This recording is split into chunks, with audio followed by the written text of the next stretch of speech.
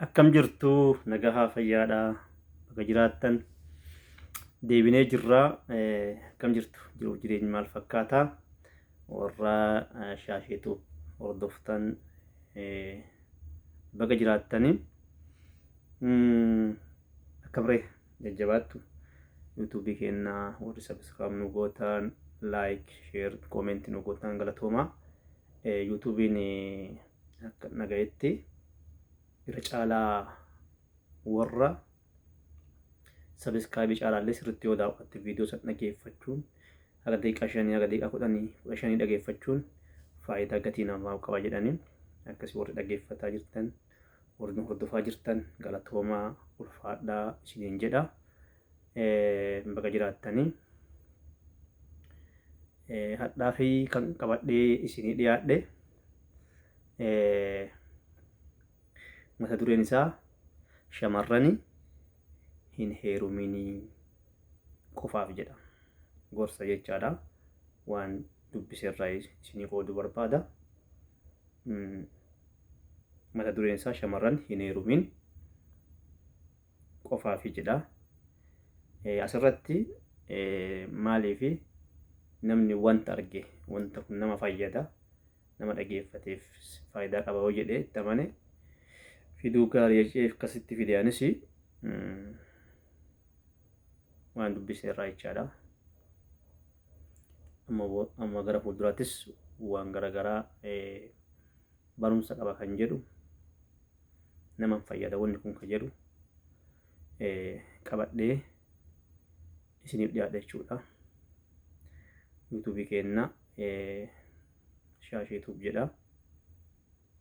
Sabiskiraayib laayik kooment sheer nu godhaa dura dhaabbadhaa isiniin jenna. Maaliifi duuti biyya waliin hirribaa jedhanii miti. Kanaaf nutis gara yuutuubii kanaanis waan tokko yoo hojjenne itti yaadnee dhufne gaafa tokko boqonnaa yeroo arganne jechuudha. Akkana jedha shamarran hin heeruminii qofaafi jedha. Dhiiraaf dubartoonni heerumtan usaataa warra hin heeruminiif. Tokko dubrummaan kee jedha.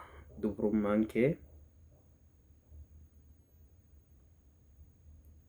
ragaa qulqullummaa keetii eeggadhu. Dubrummaan kee ragaa qulqullummaa keetii eeggadhu. Uqubii keetii guyyaa cidha keetii nyaachiftaa hangasiif usii walitti qabadhu. Paaspoortii keetii karaa irra hin kaa'in ittiin haaksi godhanii. Yaadannoodha bakka hin taanetti gattee yaadaan hin bobbahin.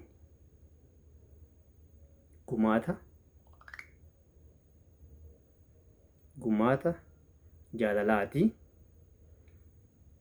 Heerumni abbaa manaa keetiif gumaata jaalalaati. Heerumii abbaa manaa keetiif gumaachi.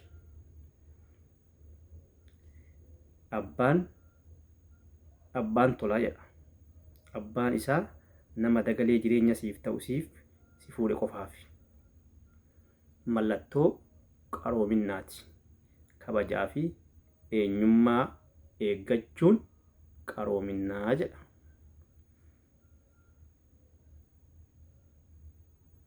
Dawaa asii gadii kana guyyatti 3 fudhu. Dawaa asii gadii kana guyyatti 3 fudhu. Maatii keetiif agartuu ijaati.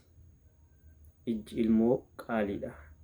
Ni tikfama yoo sin tiksan tikfaminii. Ati uumamaan qaaliidha. Wanti gatii olaanaa qabu hundi akka salphatti hin argamu. Warqii fi diyaamaandii ta'ii jedha. 3 abbaa manaa barbaaduun yeroo hin gubin. Waan haadha manaa gaarii siif taasisuuf yeroo kee gubi. Abbaa manaa barbaadu yeroo hin gubin gaarii si taasisuuf yeroo kee gubi. Hormoonii fi ho'i sitti jiru dhukkuba fedhiitii malee jaalalaa miti, of qabbaneessi. Dhiirti ammaa uqqubii nyaachuu jaalatti. Ati immoo uqqubii sa'atii malee baatu hin ta'in. Hormooniin kee yeroo jijjiiramu jalqabu akkuma re'ee waanuma isa irraa dhoorganitti si beeksisa. Afaan jeedalaa akka hin buune suuta deemii jedha. Gaafa killee oomishu jalqabde akkuma lukkuu gaarii bakka argitetti buusuuf hin jarjarin. Baajaajii hin ta'in. Baajaajii hin ta'in. Nama wayiituu hin feetu karaa irra deddeebi'uu dhiisii. Nama heeruma dura wajjin jiraanne wal baruu qabna siin jedhe hiikaa makiinaati ergi. Achi dhaqee oofee ilaalee haa bitatu jedha. Kan sirraa fuudhe ka biraa, kan si fuudhe ka biraa akka hin taane gaabsan. Warra qubaan ganda keessatti mul'isan irraa taataa.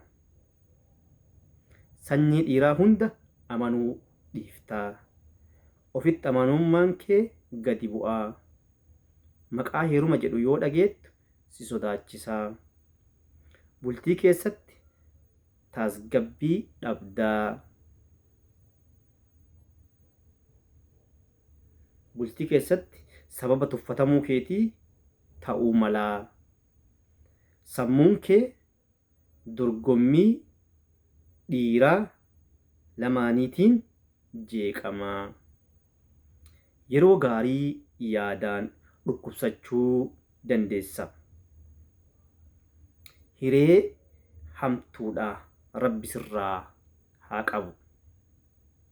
Osoo dhiiratti hin makamin dubrummaa dhabuun hiree hamtuudha.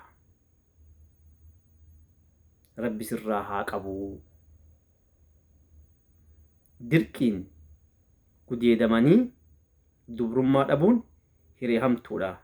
Rabbi sirraa haa qabu. Sababni hiikkaatiin nama hedduutti heeruma deemuun hiree hamtuu Rabbi sirraa haa qabu.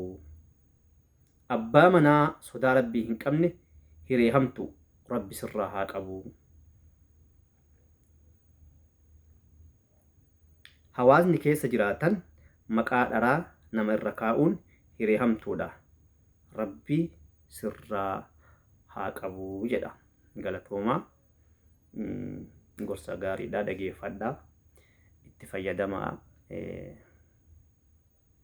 Kuni yeroo hedduu waa'ee kana fakkeenyaaf irra deddeebiin ni haasa'ama. Maali wanni kun haasa'amallee ittiin godhuu qabdan jechaadha. Maaliif yeroo hedduu jidduu kanatti rakkinni ilmaan namaa jidduutti, jaarsaa jaartii jidduutti, warra wal jaalatan jidduutti rakkoo kadhalatu waan baay'ee kanaa wal qabateeti.